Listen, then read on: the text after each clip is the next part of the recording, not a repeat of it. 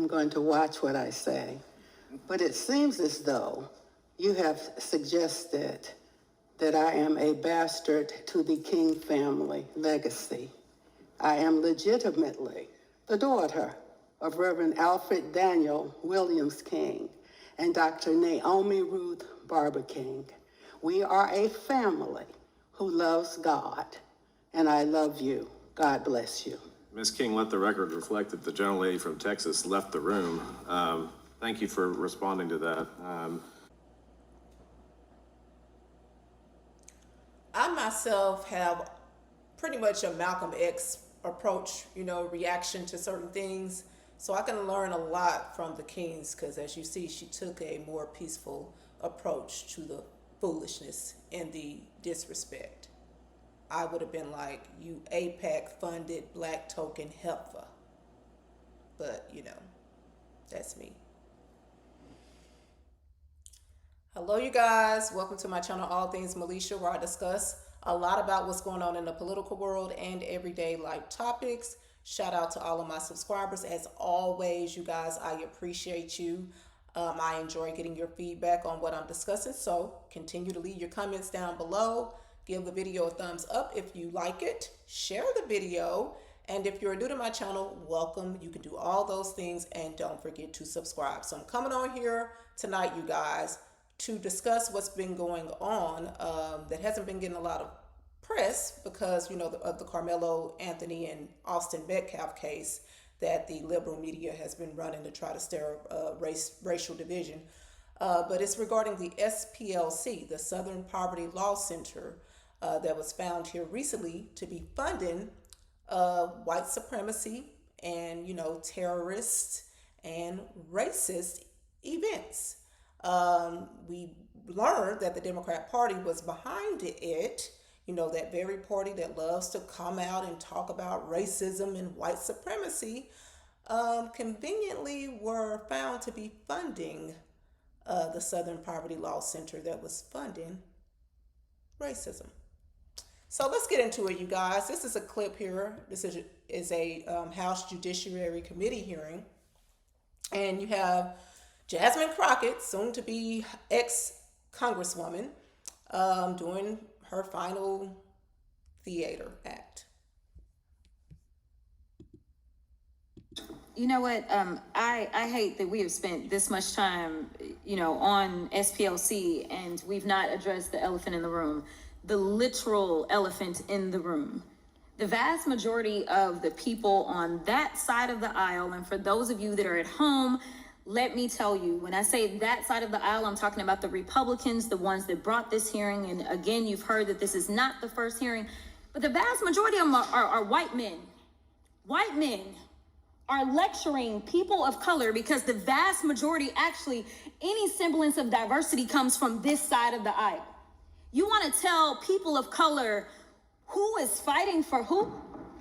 People of color do not feel comfortable or welcomed within your party. That's why you have to parade someone who has the name Dr. King attached to them so that people can be confused, because I have been reading the comments online and people are like, who is this Dr. King? Because you want them to believe that somehow she espouses who Dr. King was, yet you've yet to have MLK the third come in here. You've yet to have Dr. Bernice King, the ones that were actually raised by Dr. King, the ones that actually probably understand the teachings of Dr. King. And I just want to be clear, because I want to talk to y'all about what the Dr. King had to say about racism, so that y'all don't get it twisted and don't get it confused just because you see the name sitting in this room. Woo! The ghetto disrespect. First of all, she's talking about Dr. King's niece, who was brought in during the hearing. And she's pretty much saying that they didn't call Dr. King's immediate family, his children, to come in. They called someone that probably wasn't even raised by him, or even, I guess shared his same beliefs. But that's totally disrespectful, because she is still yet his relative. And she's saying how the Democrat Party is using her for her last name, but they're using your ass for your color. Putting you up in the forefront every single time to really prove the stereotype that they want to make of us. Loud, ghetto, ratchet. Now, she's a lawyer, so I know she knows how to talk. I mean, there are several videos in the past before they gave her the limelight where she had some etiquette and some class about herself when she spake. But now all of a sudden, this is what she think it's all about. Fulfilling the stereotype of the liberal party that she is a token for. Our nation was born in genocide when it embraced the doctrine that the original American, the Indian, was an inferior race. That was from his 1963 book, Why We Can't Wait. He also said, in the final analysis, racism is evil because its ultimate logic is genocide. If one says that I am not good enough to live next door to him, or to have a good, decent job, or to go to school with him merely because of my race, he is saying consciously or unconsciously that I do not deserve to exist. This was from his 1967 speech, The Other America. So just to be clear. Hold up. She said it's from 1967, right? What year are we in? 2026. See how they continue to play the same old shit? If they really wanted to do something about racism, they could have did something about racism. They don't want to do anything about racism. All they want to do is talk about racism. She was over the South Dallas district, a district that is riddled with crime and poverty. But instead of her doing something to improve the conditions of the people that she's always fending for in speech, okay, she decides to just come on, television and at these hearings, talking about white supremacy every chance she gets and getting paid to keep this racial division stirred up among us. I mean, I'm exhausted, you guys. I'm exhausted. You can't tell me these people, if they really wanted to solve this racial issue, they couldn't have done it by now. I mean, if you can allow millions of illegal immigrants, her party, to come over here that are poor from other countries and fund them all of our tax dollars and allow them the opportunity to buy up businesses and come up like within a matter of years as businessmen and women, surely you can do something about racism. Y'all don't seem like y'all even understand what a hate organization is. So I went to Google to help you out. You need to help yourself out. A race organization, it seems like you don't understand what it is, because it would be nothing more than the Democrat Party, the party that fought to keep their slaves, the party that was the party of the Confederacy, the party to this day that is still the party of the Confederacy. And how do I know that? Because of their policies. Okay, that 94 crime bill that incarcerated mass numbers of African American men after they flooded the black community with drugs, and after they so-called gave us the civil rights, which they reportedly stated that Republicans voted more in favor of than the Democrats.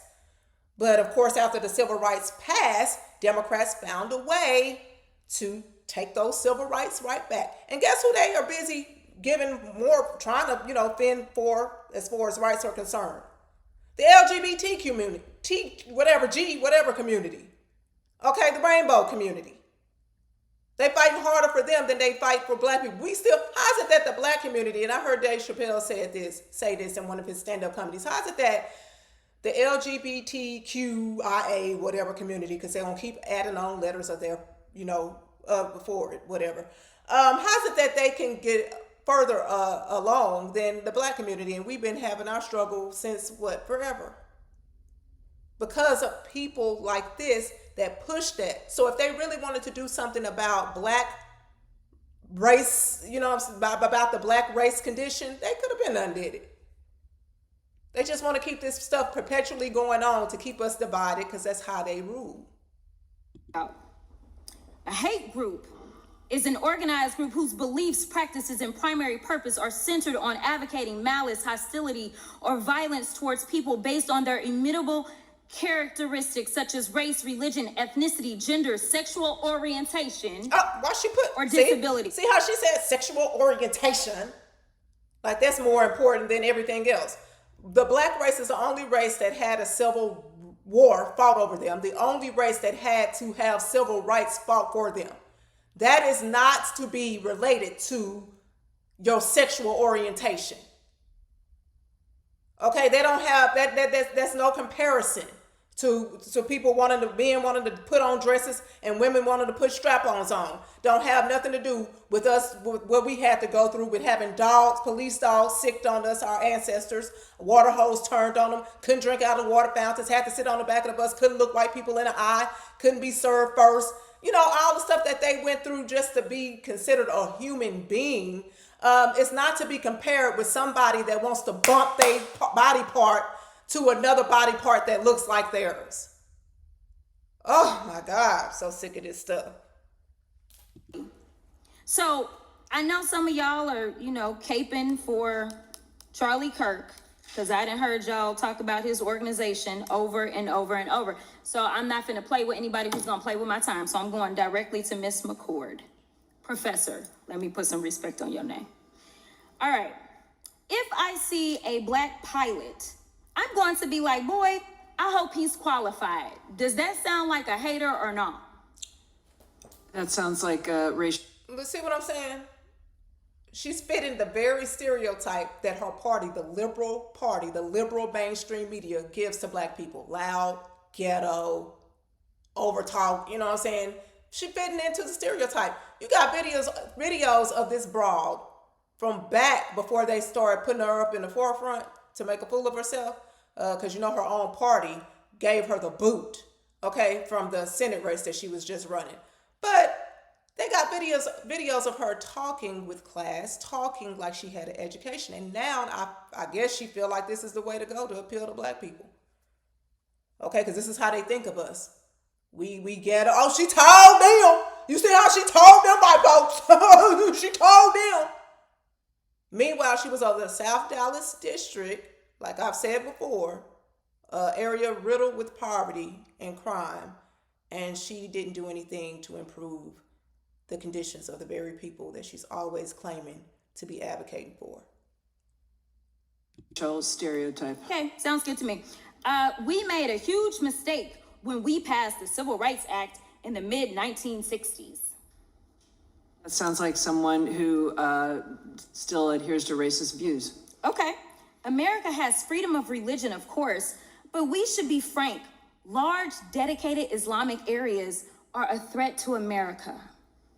That is someone who can't accept that America is a multiracial, multi-religious place.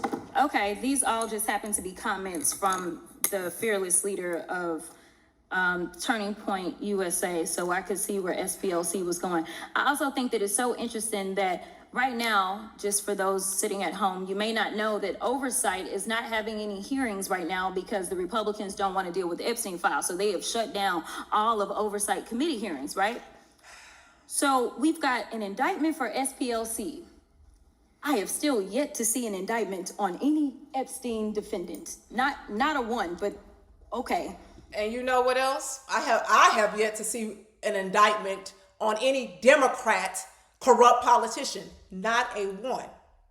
Although when the former corrupt senile president that was installed, Joe Biden, was in office, they were raiding Republicans' homes left and right and putting them in jail. Steve Bannon, okay, even President Trump got his house raided, got a mugshot. But you got all this crime that was found among her own party, the Russia collusion hoax that they ran, trying to frame Trump, saying he colluded with the foreign government to win an election. They found out that was false. Who was charged? The 33,000 emails that Hillary Clinton deleted after receiving a congressional subpoena? Who was charged?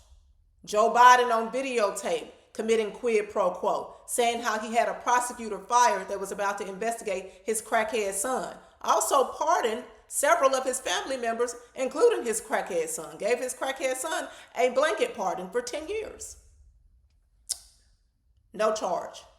No talk of none of that. And it's so convenient that now they're so interested in the Epstein file when you had the former corrupt senile president who was installed. He may not have known where he was, but, the Democrats had the White House for 4 years. I don't even remember them mentioning Epstein throughout that 4-year period. Not once. But now all of a sudden, conveniently, they want to talk about Epstein. And if you're going to talk about Epstein, why don't you bring up the president that visited his island the most? The Clintons. Haven't heard her talk about that. See, the hypocrisy is off the charts, you guys, and they use people like her, Al Sharpton, Maxine Waters. All these people are getting paid to keep this race division going on. Not doing anything to improve relations, because you know the real ones are the ones that really get targeted. The real ones are the ones they try to knock off. But as long as you talk and talk and talk and talk a good talk, it's all good, while your party is found to be funding the same thing that you claim to be trying to go against. And many of your party members have been to the Epstein Island. Many of them, more Democrats, they say reportedly, have visited that island than Republicans. But you ain't talking about that. And we want to talk about what happened in Charlottesville, and we are so upset about Charlottesville. All of a sudden. Like the Epstein, I would be interested to know which one of you had something to say about Charlottesville when it happened, because I don't think that y'all were saying those same things. In fact, your fearless leader at the time said that there were pretty fine people on both sides. You were okay with the tiki torches. You were okay with it. But I digress. I'm going to move on to Texas in my last 24 seconds. Oh, thank God. In your testimony before the Texas House of Representatives, you read aloud a series of messages between you and other whistleblowers, basically explaining the corruption happening, directed by Attorney General Ken Paxton. On page 82, lines 5 through 11, you list all the corruption that Ken Paxton directed you and others to carry out, to quote, demanding that we investigate facially bogus charges, refusing to take our advice that there is no prosecutable offense, demanding that we hire outside counsel, and authorizing an improper fishing expedition. Is that correct? The time the gentleman has expired. The gentleman can respond if he wants. My testimony from that proceeding stands for itself. Yeah. So You're now recognized just as to clarify, The Ms. gentleman's time has expired. I understand. Our next person is going to give you time, Dr. King, to respond. So we will now recognize the gentleman from South Carolina. I'm gonna be gone. Dr. King, thank you for being here. I know that there was a monologue earlier in which you wanted to respond. I think you were kind of ready to do that, but we're not given that opportunity. Would you like to briefly respond to that? Very briefly, Congresswoman, I am a bit emotional. I'm going to watch what I say. But it seems as though you have suggested that I am a bastard to the King family legacy. I am legitimately the daughter of Reverend Alfred Daniel Williams King and Dr. Naomi Ruth Barber King. We are a family who loves God, and I love you. God bless you. Ms. King, let the record reflect that the gentlelady from Texas left the room. Thank you for responding to that. Very classy woman, because I would have told that wig wearing heifer off.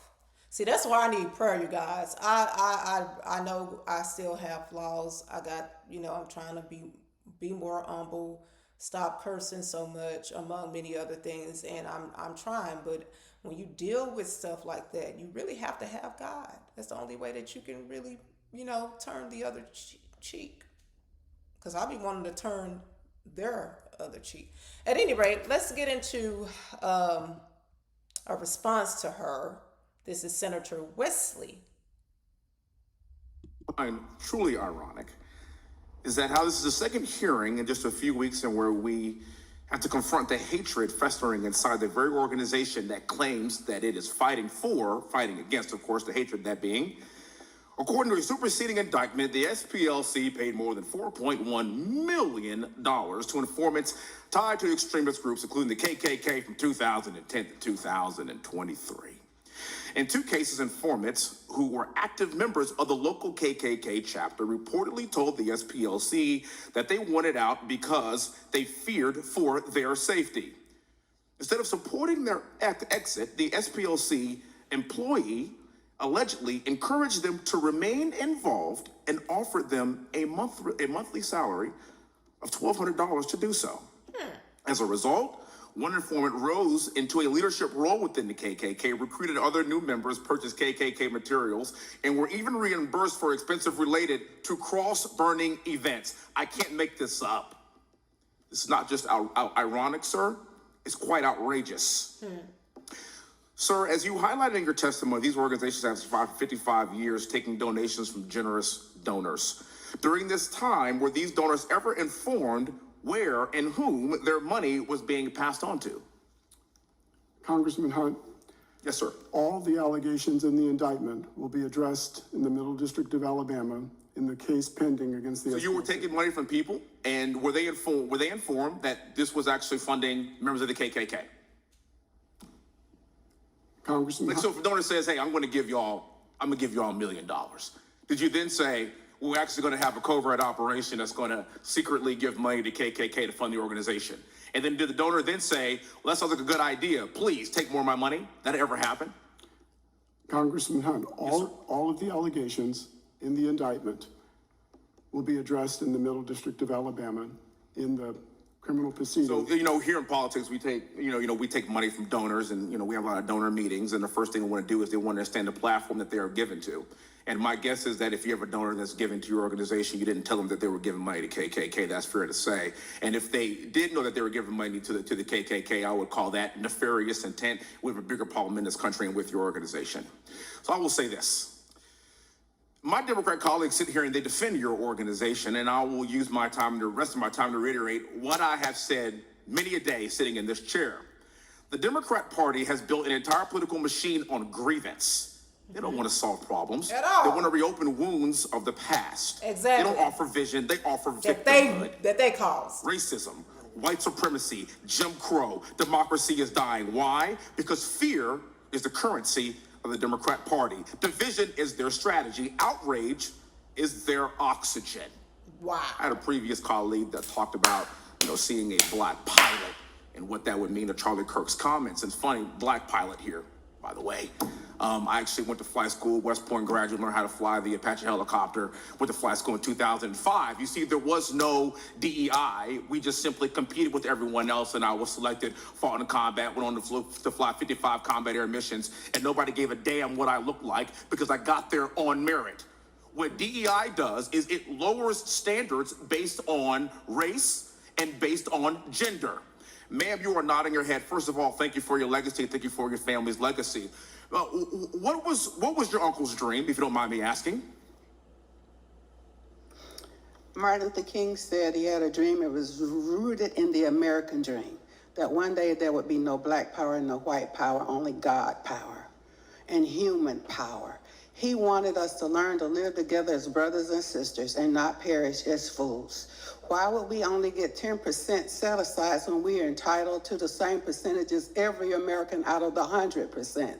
I'm going to yield back to you because I would talk too long. God bless you, sir. God bless you, ma'am. And what I understand is that as Democrats would have it, they would think that every single black person should be a Democrat, which would make us the only demographic in the entire world that would think that their entire race should belong to one party. And what your uncle was referring to is this being... That's what they think. They think they own us. They got us so tied up, you know what I'm saying? Many of us like shoelaces, that even those like me that are more on the conservative side, because I used to vote Democrat, you know what I'm saying? Because that's how a lot of us was brought up. Vote blue, because they care about your benefits, your social welfare benefits and stuff like that.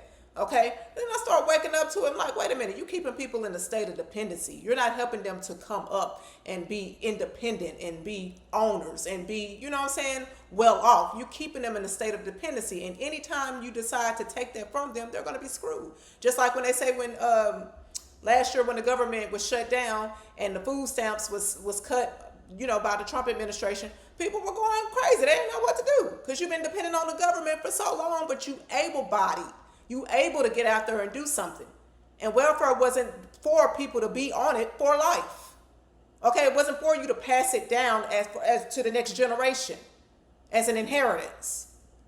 Okay, so it's just interesting, these people, the hypocrisy of these people. That's all I'm going to say. It's not by the color of your skin, but by the content of your character, and have a representation from all people, from all walks of life, on both sides of the party. And I would argue that we are living your uncle's dream. Are one we perfect? blood, No, we're not. one race. Yes, ma'am. Yes, ma'am. I'm seated before you today as the United States Congressman. My brother, sister, and I all went to West Point. We're all West Point graduates. We all served our country. And I'm here to tell you that I am living that dream every single day. And I am so proud of you and proud of what you stand for, because I know it's not easy. But I'm so glad that people like you are fighting the good fight for the great future of this country, because we are here living Dr. Martin Luther King's dream. It's why I am sitting here today being judged not by the color of my skin, but by the content of my character, from a white majority district in Houston, Houston, Texas, and I've been black for my entire life. Stop listening to the crap of the left and realize that we are all in one boat rowing in the same direction because of people like you. We must fight against organizations that want to give a dime to organizations like the KKK Chairman, it's for 30 whatever reason. I give back the remainder of my time. If Thank you're you. willing to grant us equal time, I'm fine to let them go. Amen. Amen.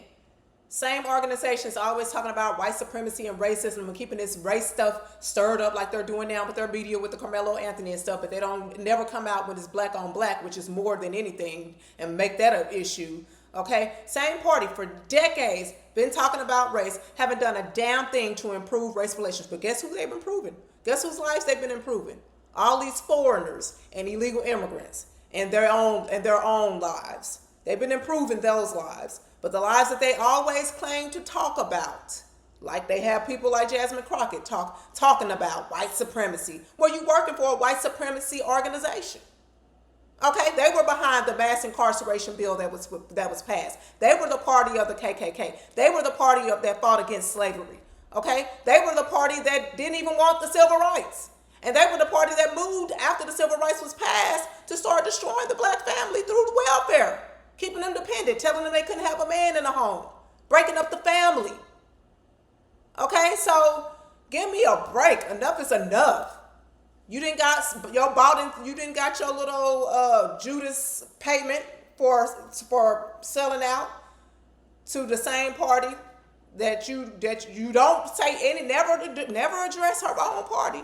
All the corruption within her own party, I have never once heard her come out and speak about. But she's getting paid as a black person to fit into that stereotype, that liberal stereotype that they have regarding black people. Ghetto, loud, uncouth, just unproductive. And to keep the ones that are not into research and are not into really paying attention and observing what's really going on, to keep them dumbed down and to keep them thinking that they got somebody fighting on their behalf because of the speech that she uses. But when you look at what she did with her district, you'll know what she's all about. The same thing that her party is. Not a goddamn thing. And that's my thoughts on it, you guys. Let me know yours in the comment section, and I'll see you later.